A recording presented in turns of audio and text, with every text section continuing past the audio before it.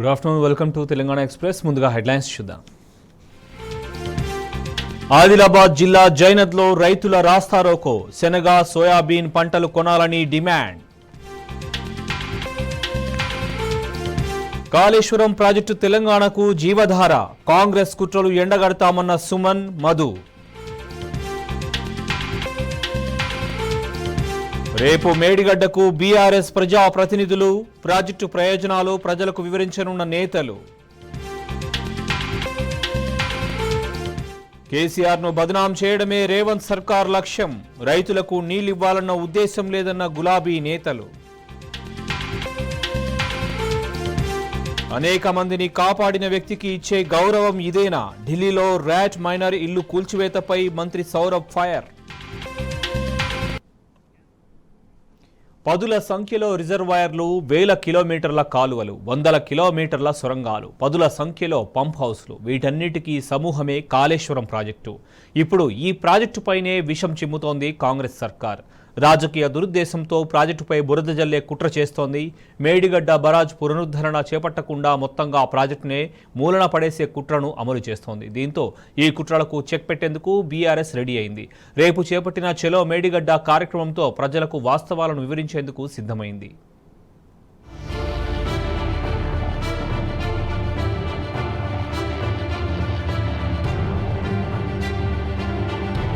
కాళేశ్వరం ప్రాజెక్టులో నిజంగా ఏం జరిగింది? ఏ మేరకు నష్టం వాటిల్లింది? ఏం జరుగుతోంది? ప్రాజెక్టు పనికిరాదా? లక్షల కోట్లు వృధాయేనా? ప్రాజెక్టును పునరుద్ధరించొచ్చా? ఇవి యావత్ తెలంగాణ సమాజం మెదళ్లను తొలుస్తున్న ప్రశ్నలు. అయితే కాళేశ్వరం ప్రాజెక్టుపై చేస్తున్న ప్రచారంలో వాస్తవమెంత, తక్షణ కర్తవ్యం ఏంటి అనే వాటిపై చర్చించాలనేది తెలంగాణ ఉద్యమకారులు, మేధావుల డిమాండ్. తెలంగాణ రాష్ట్రంలో దాదాపుగా గత 3 నెలలుగా రాష్ట్ర వ్యాప్తంగా ఇదే చర్చ. కాళేశ్వరం ప్రాజెక్టుపై అనేక అపోహలు, అసత్య ప్రచారాలు. సరిగ్గా అలాంటి తరుణంలోనే బీఆర్ఎస్ పార్టీ చలో మేడిగడ్డకు పిలుపునిచ్చింది. బీఆర్ఎస్ నిర్ణయంపై విశ్రాంత ఇంజనీర్లు, తెలంగాణ ఉద్యమకారులు హర్షం వ్యక్తం చేస్తున్నారు. ప్రాజెక్టుపై నిజ నిర్ధారణ జరగాలని, వేల కోట్లతో కట్టిన ప్రాజెక్టును పునరుద్ధరించి మళ్లీ వినియోగంలోకి తీసుకురావాలని, ఆ దిశగా చర్యలు చేపట్టాలని ఆకాంక్షిస్తున్నారు.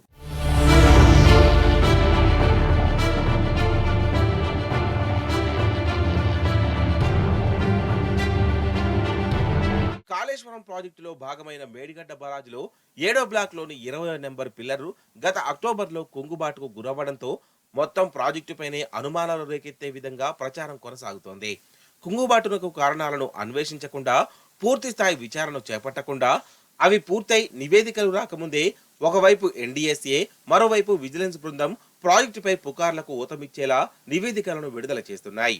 వాటిని సాకుగా చూపుతూ కాంగ్రెస్ ప్రభుత్వం అదే తరహా ప్రచారానికి తెరలేపింది. తొలుత రాష్ట్ర మంత్రుల బృందం కాళేశ్వరం ప్రాజెక్టును సందర్శించింది. ఆ తర్వాత సీఎం రేవంత్ రెడ్డి స్వయంగా ఒకసారి, ఆ తర్వాత మరోసారి మంత్రులు, కాంగ్రెస్, సిపిఐ, ఎంఐఎం ఎమ్మెల్యేల బృందంతో ప్రాజెక్టును విజిట్ చేశారు. మళ్లీ అవే ఎన్డీఎస్ఏ, విజిలెన్స్ నివేదికలను బయట పెట్టారు తప్ప ప్రాజెక్టు ఘటనకు సంబంధించి ప్రస్తుతం చేపట్టాల్సిన పనుల గురించి ఏ వివరాలు వెల్లడించలేదు. 20వ పిల్లర్ ఫోటోలని మీడియాకు విడుదల చేస్తూ సమాజాన్ని పక్కదోవ పట్టించే ప్రయత్నం చేశారు.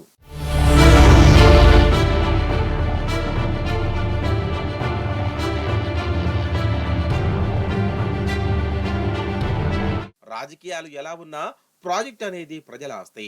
కాళేశ్వరం ప్రాజెక్టును నిర్మించింది, గోదావరి జలాలను మళ్లించింది, తద్వారా చివరి మడి వరకు తడింది, పంటలు పండింది వాస్తవం. ఇప్పుడు అలాంటి భారీ ప్రాజెక్టులలో ఒక భాగమైన బరాజులో సాంకేతిక లోపం తలెత్తింది. అయితే ప్రభుత్వం పునరుద్ధరణ చర్యలు చేపట్టకుండా కాళేశ్వరం ప్రాజెక్టునే బద్నాం చేసేందుకు ప్రయత్నిస్తోంది. వాస్తవంగా ప్రాజెక్టులో జరిగిందేంటి? కుంగుబాటుకు కారణాలేమిటి? తక్షణం చేపట్టాల్సిన నివారణ చర్యలేమిటి? శాశ్వత పరిష్కార మార్గాలేమిటి? ప్రాజెక్టును తిరిగి ఎలా వినియోగంలోకి తీసుకొస్తారు అనే అంశాలపై చర్చ కొనసాగుతుంది. ఆయా అంశాలపై రాజకీయాలకు అతీతంగా రైతాంగం, సమాజ సంక్షేమం దృష్ట్యా నిజ నిర్ధారణ కొనసాగాలని తెలంగాణ మేధావి వర్గం, పౌర, ప్రజా సంఘాలు, ఇంజనీరింగ్ నిపుణులు డిమాండ్ చేస్తున్నారు. ఈ నేపథ్యంలోనే కేటీఆర్ చలో మేడిగడ్డకు పిలుపునివ్వడం పట్ల అన్ని వర్గాలు స్వాగతిస్తున్నాయి.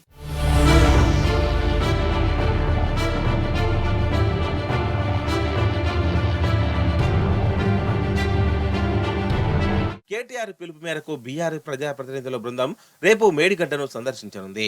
ఈ బృందం ఉదయమే తెలంగాణ భవన్ నుంచి బయలుదేరనుంది. పార్టీకి చెందిన ఎమ్మెల్యేలు, ఎమ్మెల్సీలు, ఎంపీలు, ఇతర ముఖ్య నాయకులు మేడిగడ్డకు తరలి వెళ్లనున్నారు. దాదాపు 150 నుంచి 200 మంది వరకు బృందంలో ఉంటారని అంచనా. మీడియా ప్రతినిధులు, నిపుణులను తీసుకెళ్లనున్నారు. మేడిగడ్డ బరాజుపై ప్రభుత్వం దుష్ప్రచారాన్ని తిప్పికొట్టాలని నల్గొండ సభలో కేసీఆర్ ఇచ్చిన పిలుపు మేరకు మేడిగడ్డ పర్యటనకు బీఆర్ఎస్ ప్రజాప్రతినిధులు వెళ్తున్నారు.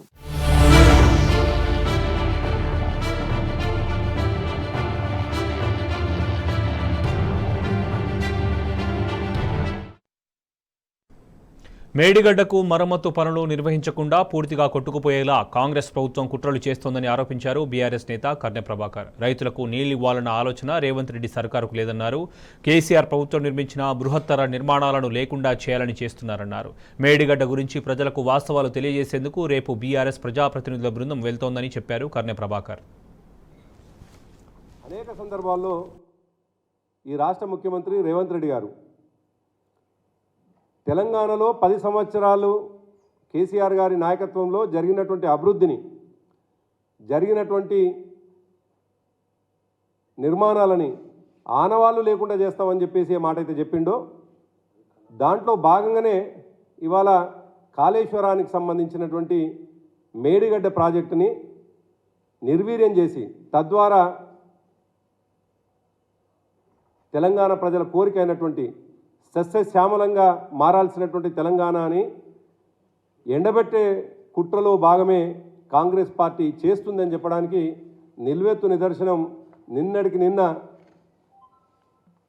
ఉత్తమ్ కుమార్ రెడ్డి గారి మాటలు కూడా. ముఖ్యంగా ఈ రాష్ట్రంలో జరిగినటువంటి ప్రతి పనిని కూడా ఒక అవినీతి పనిగా చూపించి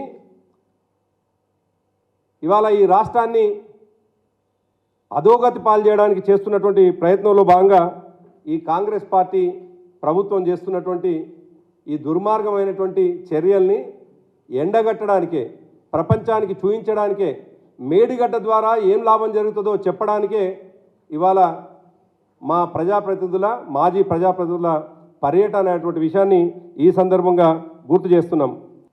వాళ్ళు మరి ఆనవాళ్ళు లేకుండా ఏమేం చేస్తారో ఇవాళ మీరు ఆలోచించుకోవాలి.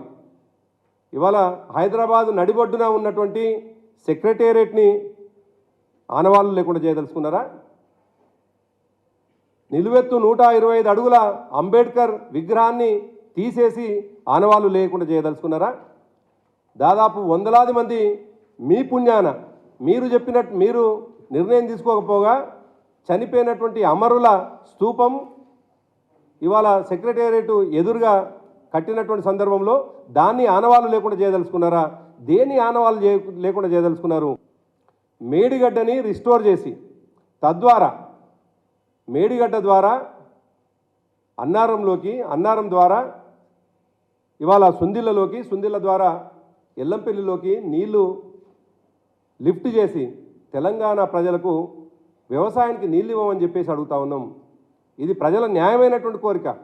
ఇవాళ తెలంగాణ రైతాంగం పక్షాన మాట్లాడుతున్నటువంటి వాళ్ళం. నీళ్ళని లిఫ్ట్ చేసి ఉపయోగంలోకి తీసుకురావాలని మేము అడుగుతూ ఉంటే నీళ్ళని వృధాగా సముద్రం పాలు చేస్తా అంటున్నటువంటి నీవి సెన్స్ లేని మావి సెన్స్ లేని మాటలు ఇవాళ ప్రజలకు తెలుసు. సెన్స్ లేని మాటలు మాట్లాడుతున్నటువంటి కాంగ్రెస్ నాయకులారా, ప్రజలకు నీళ్ళిచ్చి సెన్సిబుల్గా ప్రయత్నం చేయండి. సెన్స్ లేకుండా ఉండి గతంలో 40 సంవత్సరాలు ఈ రాష్ట్రాన్ని పరిపాలించి ఏ విధంగానైతే ఆకలి చావులకు, ఆత్మహత్యలకు, వలసలకు కారణమైనటువంటి తెలంగాణని కారణంగా మారినటువంటి కాంగ్రెస్ పార్టీ తెలంగాణని ఎడారిగా మార్చిందో ఆ పరిస్థితి తీసుకురాకండి అనేటువంటి విషయాన్ని ఈ సందర్భంగా గుర్తు చేస్తూ ఉన్నాం. తెలంగాణ ప్రజలకు క్షమాపణలు చెప్పాల్సినటువంటి పార్టీ కాంగ్రెస్ పార్టీ. ఎందుకంటే ఒక సుదీర్ఘకాలం ప్రాణహిత చేవెళ్ళ ప్రాజెక్టు పేరు మీద కేవలం మొబిలైజేషన్ అడ్వాన్సులు మాత్రమే ఇచ్చి తట్టెడు మట్టిపోయినటువంటి కాంగ్రెస్ పార్టీ తెలంగాణ ప్రజలకు క్షమాపణలు చెప్పాలి. ఎందుకంటే తెలంగాణ రైతాంగం దుర్భిక్షమైనటువంటి వాతావరణంలో 1 ఎకరానికి కూడా నీళ్ళు ఇవ్వనటువంటి కాంగ్రెస్ పార్టీ గత 4-5 ఏళ్లుగా గౌరవ ఆనాటి ముఖ్యమంత్రి కేసీఆర్ గారి నాయకత్వంలో జరిగినటువంటి ప్రాజెక్టులన్నింటినీ కూడా అబాసు పాలు చేసేటువంటి ప్రయత్నం చేస్తూ ఉన్నారు. అంటే మేడిగడ్డని కేవలం కాళేశ్వరం ప్రాజెక్టులో ఉన్నటువంటి ఒక మేడిగడ్డ ప్రాంతాన్ని టోటల్ కాళేశ్వరం ప్రాజెక్టుగా చిత్రీకరించేటువంటి ప్రయత్నం చేస్తూ ఇవాళ రైతుల నోట్లో మట్టి కొట్టేటువంటి ప్రయత్నం చేస్తూ ఉన్నారు. బ్యారేజ్లో ఉన్నటువంటి నీళ్ళని రైతాంగానికి ఇవ్వాల్సినటువంటి బాధ్యత గల కాంగ్రెస్ పార్టీ నీళ్ళని కూడా సముద్రంలోకి పంపి రైతాంగం నోట్లో మట్టి కొట్టేటువంటి ప్రయత్నం చేస్తూ ఉన్నది. గతంలో అనేక బ్యారేజ్లకు కానీ డ్యాములకు కానీ ప్రమాదాలు చాలా జరిగినాయి. భారతదేశంలో అనేక ఉదాహరణలు కూడా ఉన్నాయి. కనీసం మరి ఈ 3 పిల్లర్లకు సంబంధించినటువంటి మరమ్మతుకు చర్యలు తీసుకోవడం లేదు. అందరికీ ఒక డిస్ప్లే బోర్డుగా పోయినటువంటి వాళ్ళకందరికీ కూడా ఈ 3 పిల్లర్లు మాత్రమే చూపించేటువంటి ప్రయత్నం చేసి రేపు రాబోయే వర్షాకాలంలో వచ్చే వరదల వలన మేడిగడ్డ బ్యారేజీకి మరి అతి ఎక్కువ ప్రమాదం వచ్చే విధంగా ఆ ప్రయత్నం జరుగుతున్నదేమో అనేటువంటి అనుమానం మాకు కలుగుతూ ఉంది. విచారణ పేరు మీద మీరు ఇంకా దాన్ని డిస్ప్లే బోర్డుగా పెట్టి ఎన్ని రోజులు రైతాంగానికి నోట్లో మట్టి కొట్టేటువంటి ప్రయత్నం చేస్తారని మేము ఈ సందర్భంగా ప్రశ్నిస్తూ ఉన్నాం. వెంటనే ఆ మరమ్మతులు చేసి రైతాంగానికి నీళ్లు ఇవ్వాల్సినటువంటి బాధ్యత ఈ ప్రభుత్వానికి అనేటువంటి విషయాన్ని మేము చేస్తాం. రేపు జరగబోయేటువంటి ఫర్దర్ ప్రమాదాలకన్నిటికి కూడా కారణం కాంగ్రెస్ పార్టీ అవుతుంది. అంబేద్కర్ ఓవర్సీస్ స్కాలర్షిప్ బకాయిలను వీలైనంత త్వరగా విడుదల చేయాలని డిప్యూటీ సీఎం మల్లు భట్టి విక్రమార్కను కోరారు BRS working president KTR. BRS ప్రభుత్వ హయాంలో SC, ST, BC, minority, EBC వర్గాలకు చెందిన దాదాపు 7,000 మందికి అంబేద్కర్ ఓవర్సీస్ స్కాలర్షిప్ అందించామన్నారు. అయితే బీఆర్ఎస్ హయాంలో స్కాలర్షిప్ కోసం అర్హత సాధించిన వారికి అన్ని అప్రూవల్స్ వచ్చినప్పటికీ బకాయిలు విడుదల కాలేదు. దీంతో సామాజిక మాధ్యమం ఎక్స్ వేదికగా ఓ యువకుడు చేసిన పోస్టుకు స్పందిస్తూ కేటీఆర్ ట్వీట్ చేశారు. డిప్యూటీ సీఎం భట్టి విక్రమార్కను ట్యాగ్ చేస్తూ ఆయన పోస్ట్ చేశారు.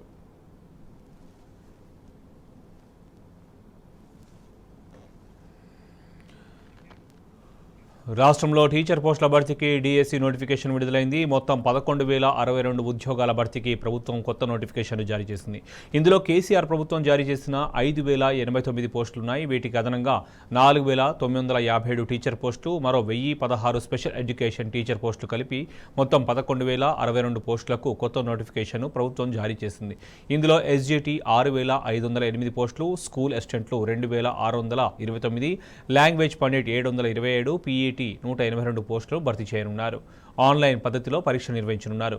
గ్రూప్ 1 తరహాలోనే పాత నోటిఫికేషన్ రద్దు చేసి కొత్త పోస్టులను కలుపుకొని నోటిఫికేషన్ ఇచ్చారు. గత డిఎస్సికి 1,77,000 మంది అభ్యర్థులు దరఖాస్తులు సమర్పించుకోగా అప్పట్లో దరఖాస్తు చేసుకున్న వారు తాజాగా మళ్లీ దరఖాస్తు చేయాల్సిన అవసరం లేదని ప్రభుత్వం స్పష్టం చేసింది.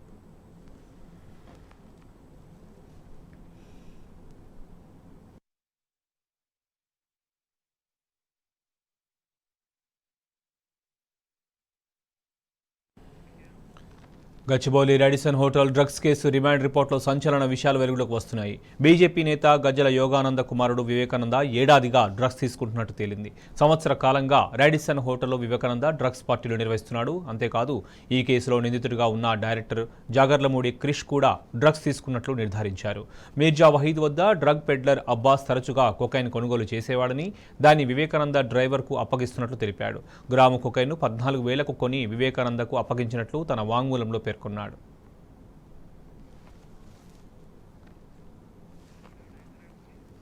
గజ్జల వివేక్ డ్రగ్ పార్టీల వివరాలు, వాట్సాప్ చాటింగ్లు, గూగుల్ పే పేమెంట్స్ ఆధారాలను సేకరించారు పోలీసులు. దర్శకుడు క్రిష్, సెలంగశెట్టి కేదార్, నిర్భయ్ సింధి, రఘుచరణ్, సందీప్, శ్వేత, నెయిల్ ఏడాదిగా రాడిసన్ హోటల్లో డ్రగ్స్ పార్టీలు జరిపినట్లు పోలీసులు గుర్తించారు. ఈ నెల 16, 18, 19, 24 తేదీల్లో కూడా గజ్జల వివేక్కు కొకైన్ సప్లై చేశాడు డ్రగ్ పెడ్లర్ అబ్బాస్.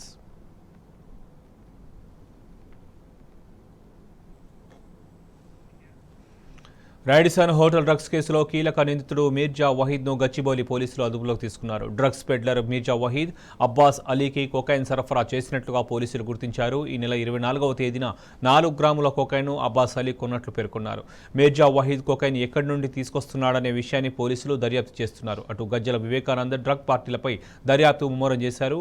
అటు కేసులో నిందితురాలుగా ఉన్న యూట్యూబర్ లిషిత కనిపించడం లేదంటూ ఆమె సోదరి పోలీసులకు ఫిర్యాదు చేసింది.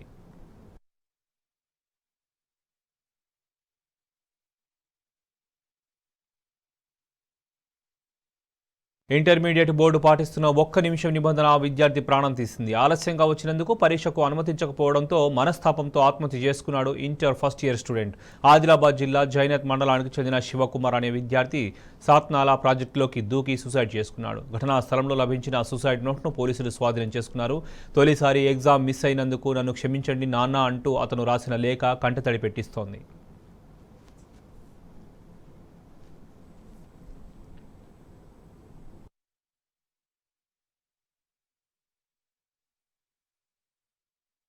రంగారెడ్డి జిల్లా నార్సింగ్లో కిడ్నాప్ కలకలం సృష్టించింది. హైదర్ షా కోట్ పెద్దమ్మ దేవాలయం వద్ద అనుమానాస్పదంగా తిరుగుతున్న వ్యక్తిని స్థానికులు పట్టుకొని పోలీసులకు అప్పగించారు.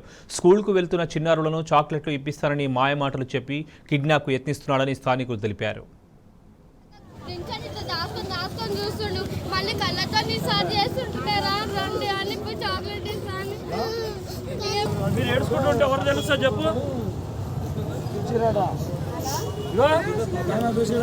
ఇప్పుడే ఇక్కడ జరిగింది కదా, ఇంకెప్పుడైనా జరిగినప్పుడు అందరికి చెప్పాలి. అందరు కొడతారా అని పట్టుకుంటారు. మీరు ఏడుచుకుంటూ ఉరుకులాడితే కాదు, పిలవాలి. అందరు అంకులు పోయినా నన్ను పిలుస్తున్నా అని చెప్పి ఎవరు చేసినా అంకులు పరిస్థితి ఇట్లా మమ్మల్ని ఇట్లా పిలుస్తున్నా అని చెప్పాలి. అందరికి కీకలు పెట్టాలి, లొల్లి పెట్టాలి. లొల్లి పెడితేనే అవుతుంది.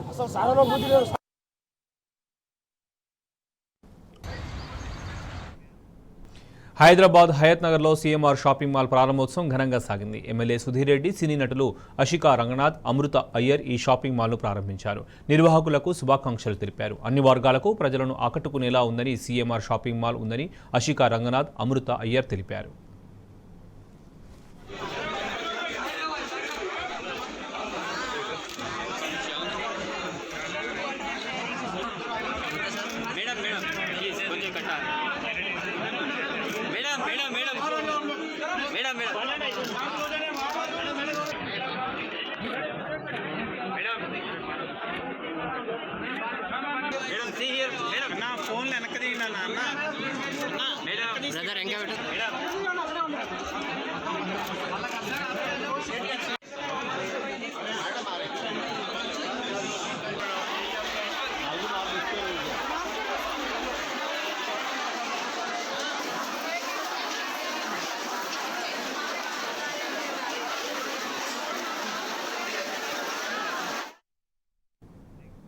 మేడారం జాతర పనుల కాంట్రాక్టు ఇద్దరు మహిళా మంత్రుల మధ్య చిచ్చురేపింది. కాంట్రాక్ట్ కోసం ఒకే జిల్లాకు చెందిన ఈ మినిస్టర్లిద్దరూ పోటీ పడగా అందులో ఒకరు పంతం నెగ్గించుకున్నారు. ఒకరిది పై చేయి కావడంతో మరొకరు అలగబూనారు. ఈ ఇద్దరి మధ్య విభేదాలు తారాస్థాయికి చేరడంతో ఏకంగా సీఎం రేవంత్ రెడ్డి రంగంలోకి దిగి సయోధ్య కుదిర్చారట. సమ్మక్క సారక్క జాతర ఏర్పాట్ల కాంట్రాక్టు మహిళా మంత్రులు సీతక్క, సురేఖల మధ్య నిప్పురాజేసింది. వరంగల్ జిల్లాకు చెందిన ఈ ఇద్దరు మినిస్టర్ల మధ్య విభేదాలు తారాస్థాయికి చేరాయి.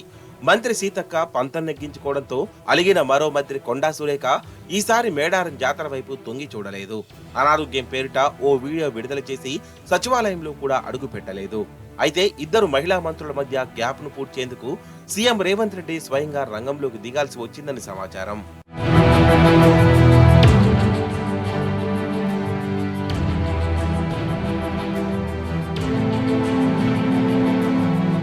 ప్రతి 2 ఏళ్లకు ఒకసారి జరిగే సమ్మక్క సారక్క జాతరను ప్రభుత్వాలు అత్యంత ప్రతిష్టాత్మకంగా నిర్వహిస్తున్నాయి.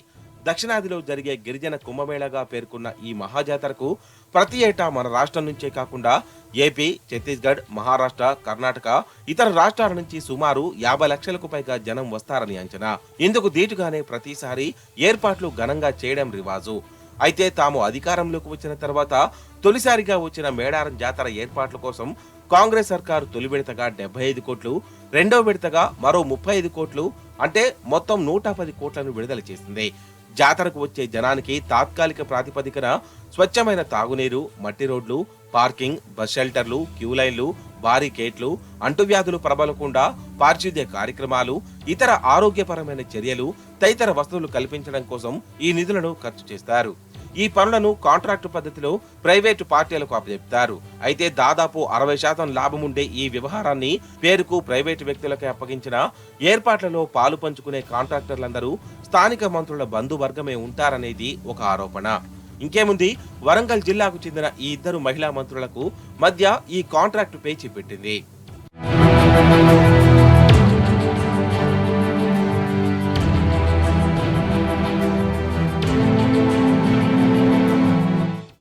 మేడారం జాతర కాంట్రాక్టు పనుల్లో పెత్తనం తనదే అంటే తనదేనని మినిస్టర్లు ఇద్దరూ పోటీ పడ్డారు.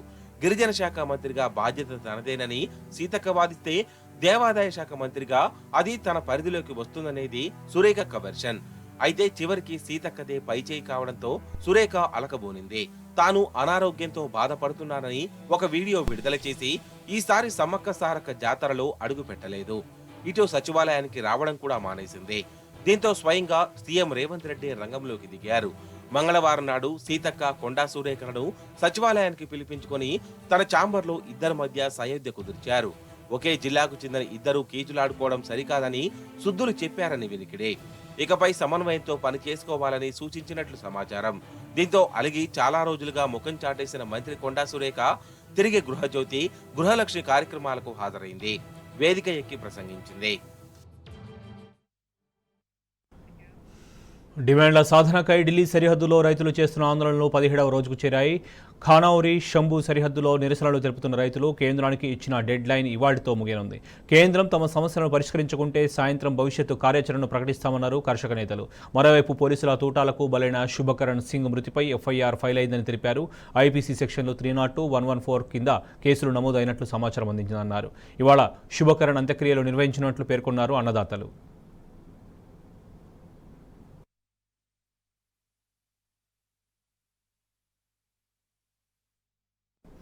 2029 నుంచి జమిలీ ఎన్నికలు నిర్వహించేందుకు వేగంగా పావులు కదుపుతోంది కేంద్రం. ఇందుకోసం రాజ్యాంగాన్ని సవరించే పనిలో పడింది. రాజ్యాంగంలో ఒకే దేశం ఒకే ఎన్నికలు అనే కొత్త చాప్టర్ చేర్చేందుకు యోచిస్తోంది. 2029లో మే, జూన్ మధ్యకాలంలో ఎన్నికలు నిర్వహించేలా లా కమిషన్ సిఫార్సు చేయనున్నట్టు తెలుస్తోంది. దీని ప్రకారం దేశవ్యాప్తంగా లోక్సభ, రాష్ట్ర అసెంబ్లీ, స్థానిక సంస్థలకు ఏకకాలంలో ఎన్నికలు జరుగుతాయంటున్నాయి సంబంధిత వర్గాలు. కాగా లోక్సభతో పాటు అన్ని రాష్ట్రాల అసెంబ్లీలకు ఒకేసారి ఎన్నికలపై అధ్యయనం చేసేందుకు ఇటీవల మాజీ రాష్ట్రపతి రామ్నాథ్ కోవింద్ నేతృత్వంలో కేంద్రం ప్రత్యేక కమిటీని కూడా వేసింది.